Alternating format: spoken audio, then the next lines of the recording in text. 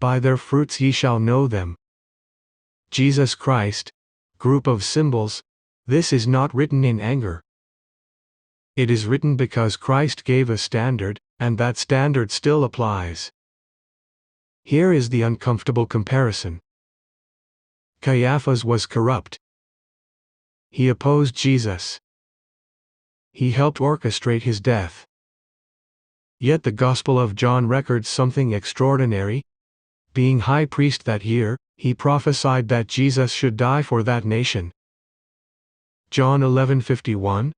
Caiaphas did not intend to prophesy. He did not claim revelation. He did not testify of visions. But God used his words anyway. One sentence. One prophecy. And it pointed directly to the atoning death of Christ. That prophecy was fulfilled. That is prophetic fruit, however unwilling the vessel. Scripture shows this pattern repeatedly. God has spoken through flawed men before, Balaam, Saul, and Caiaphas. In each case, the fruit was the same, an identifiable prophecy that came to pass and pointed to God's purposes. This establishes a minimum biblical standard for prophecy. Now contrast that with Joseph Smith. Joseph Smith did not merely claim prophetic titles, he produced fruits that matched them. He testified openly of visions. He recorded angelic visitations. He revealed doctrine previously unknown. He translated Scripture by revelation. He restored priesthood authority. Whether one accepts him or rejects him, Joseph Smith fits the scriptural definition of a prophet, seer, and revelator.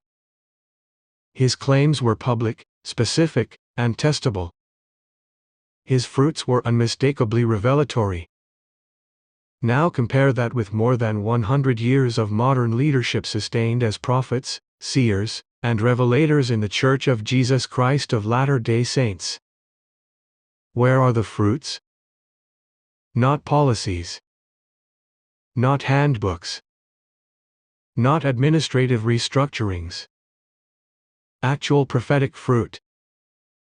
In the last century there have been no publicly testified visions, no recorded dreams, no fulfilled forward-looking prophecies, no revealed doctrine comparable to the restoration. Some respond, not all revelation is public. But Scripture disagrees. Biblical revelation is testified of. Restoration revelation is recorded. Prophecy is meant to be recognized, not hidden behind institutional silence. A revelation indistinguishable from ordinary management cannot function as prophetic fruit. Others say, revelation comes through counsels. But counsels without revelation are precisely what led Christianity into apostasy. Early Christianity did not fall because it lacked organization, it fell because it replaced revelation with consensus. Councils like the Council of Trent and others before it codified doctrine by vote, suppressed revelation, and substituted institutional authority for divine voice. Those councils produced orthodoxy, but not prophecy. Stability, but not truth. That is why a restoration was necessary. God did not call Joseph Smith because Christianity lacked sincerity. He called him because it lacked revelation. And Christ himself warned that this pattern would repeat. In Doctrine and Covenants 85, the Lord states plainly that the house of God would become out of order, and that he would therefore send one mighty and strong, to set it in order, someone called by God, holding authority to correct what leaders could not. That statement alone carries an unavoidable implication: the house of God would again fall out of order. In the same revelation, Christ warns that those who stretch forth their hands to steady the ark, without divine authority, will be destroyed. This echoes the biblical warning given to Uzzah: zeal without authority brings judgment, not correction. Here is the problem. Modern LDS leaders are called by other leaders, not by God through revelation. They inherit authority through succession, not divine commission. They reject the idea that God could send another prophet with authority over the institution. And yet Christ himself said he would. When leaders reject the prophet God sends to set the house in order, and instead attempt to manage, preserve, or steady the ark themselves, they place themselves under the very warning Christ gave. This brings us to Isaiah 28. Isaiah describes the drunkards of Ephraim, a covenant people overcome not by alcohol, but by the spirit of Babylon. He says their priests and prophets are out of the way, that they err in vision, stumble in judgment, and teach by rote repetition rather than revelation. Precept upon precept becomes a sign of judgment, not faithfulness, because revelation has ceased. Isaiah's warning is not aimed at pagans. It is aimed at covenant leadership. When prophecy is replaced with bureaucracy, when revelation is replaced with correlation, when authority is claimed without fruit, Babylon has entered the temple. So the comparison remains, however uncomfortable it is.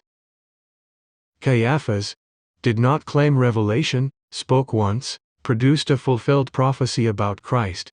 Joseph Smith claimed revelation openly, testified of visions and angels, produced doctrine, scripture, and priesthood restoration.